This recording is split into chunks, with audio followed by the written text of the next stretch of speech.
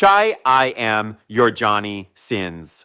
I've saved lives in the ER and fixed the International Space Station before lunch. If your HR manager hasn't fainted yet, tell them I'm also the paramedic coming to wake them up. Sit down, take a breath. You're looking at a man who has more identities than a witness protection program. You see the memes, the universal human jokes, and you wonder, how?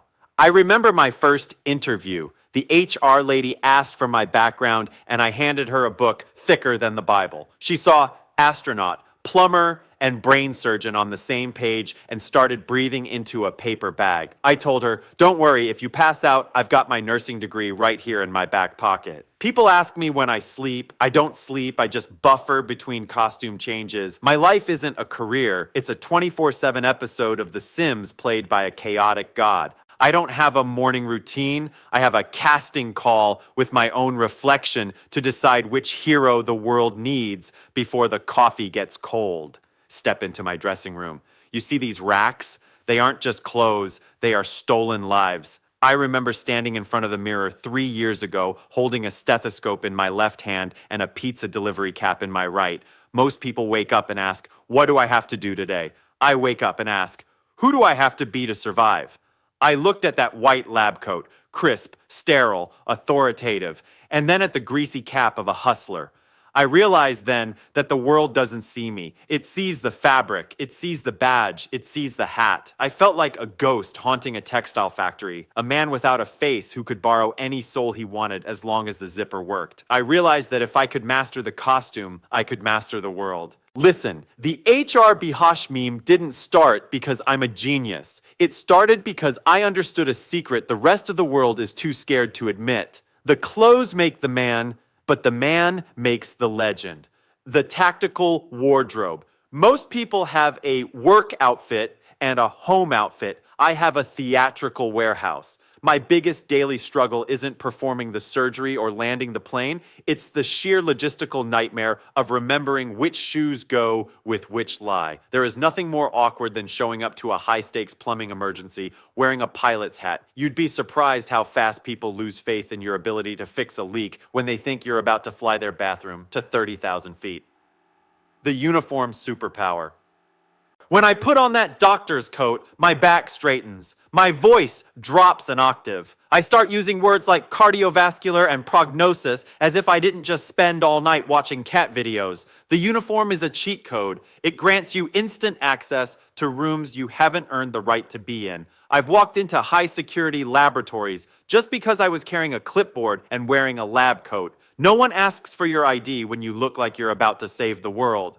The lesson: if your life feels boring, change your shirt. If it's still boring, change your entire identity. The burden of choice. People think being the universal human is easy. Try choosing between being a firefighter or a yoga instructor on a Tuesday morning when you're low on caffeine. Every hanger in my closet is a different responsibility, but that's the beauty of it. While you are stuck being Dave from accounting for 40 years, I have lived 10 lifetimes before lunch. I am the only man who can deliver your pizza and then represent you in court when you find a hair in it. The world wants you to pick one lane and stay in it until you rust. I'm telling you to buy a bigger closet. Be the hero, be the worker, be the joke. Just don't be the guy who only owns one hat. Are you ready to change your outfit and change your life? Like if you're tired of wearing the same average shirt every day. Subscribe to learn how to hack the system one uniform at a time. Comment: if you could steal one uniform from my closet right now, which one would it be? I am Jonny SINSE. I don't have a career, I have a collection. People ask me when I sleep, but the truth is, I only feel tired when I'm forced to be just one person for more than an hour. Look at my eyes. Do they look red to you? Do they look heavy? No, they look like they've seen the inside of a nuclear reactor and the bottom of a suburban kitchen sink in the same afternoon. I remember a Tuesday, the most exhausting day of my life. At 9 a.m., I was performing a simulated triple bypass surgery. By 11:30 a.m., I was in a cockpit, sweating under the pilot's headset. By 2 p.m., I was teaching a yoga class. Most people hear that and think, I'd collapse. But as I sat in my car during the costume change, I realized something terrifying. I wasn't tired. I was vibrating. I felt like a battery that was being charged by the sheer absurdity of my own existence. The world thinks hard work drains you, but I discovered that it's actually monotony that kills the soul. I'm not a marathon runner. I'm a world-class sprinter who just keeps changing the track. Listen, the "when does a guy get tired" question is based on a lie. You've been told that energy is a finite resource, like a gas tank. I'm here to tell you that energy is a frequency, and I've learned how to tune the dial. The new uniform reset. Physiologically, your brain gets tired of the same stimulus. If you sit at a desk for 8 hours, your brain turns into mush. But if you spend 1 hour as a high-stakes surgeon, your brain is on fire. Then, when you switch to being a plumber, you aren't using the surgeon part of your brain anymore. You're using the mechanical part. It's like a mental vacation every time I change my shirt. While you are draining your battery on one app, I am constantly switching tabs, keeping the processor cool and the RAM clear. The lesson: tiredness is just your brain begging for a new script. If you're bored, you're tired. If you're challenged, you're alive. The adrenaline loop. I live in a constant state of fight or flight, but I've made it my home. When you're an astronaut 1 minute and a teacher the next, your cortisol levels don't know whether to scream or take a nap. This creates a superhuman state of awareness. I don't need coffee. I need a new profession. The thrill of, can I pull this off, is the greatest pre-workout supplement in the history of mankind. To you. If you're exhausted by 5 p.m., it's not because you work too hard. It's because your routine is a snooze fest that has put your soul to sleep.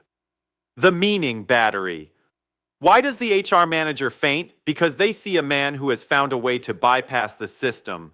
The system wants you tired. It wants you compliant. It wants you to go home and watch TV. But when you realize that you can be everything, you become a generator. I don't do jobs, I inhabit legends. And legends don't need 8 hours of REM sleep. They need a bigger stage. The next time you feel like putting your head on the desk, don't reach for an energy drink. Reach for a new identity. Break the cycle. Be the doctor. Be the pilot. Be the guy who fixes the Wi-Fi. Just stop being the guy who complains about being tired. I don't walk into interviews to get the job. I walk in to watch the recruiter's soul leave their body as they try to figure out how one man can be a Navy SEAL and a yoga instructor in the same tax year. Close the door, lock it. I want to tell you about the look in their eyes, the HR look. It's a mix of pure confusion, professional jealousy, and physical terror. I remember walking into a high-rise office in Manhattan. I handed the woman behind the desk my resume. It wasn't a piece of paper. It was a leather-bound volume. She flipped to page 4, nuclear physicist, then to page 7, professional firefighter, and then to page 12, pizza delivery specialist. I watched the color drain from her face. Her pen hit the floor. She looked at me, then at the paper, then back at me and whispered, "Mr. SINSE. How is your LinkedIn even functional?" I just leaned back and said, "Ma'am, I don't have a profile. I am the platform."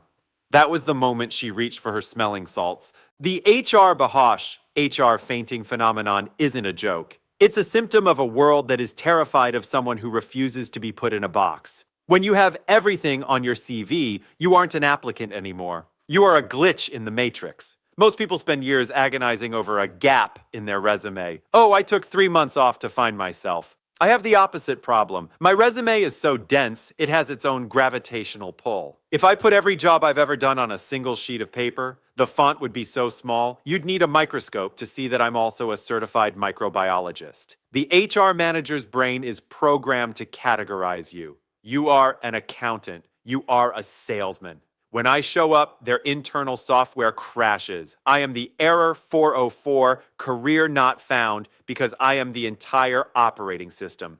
The power of being overqualified. In a world of specialists, the generalist is king.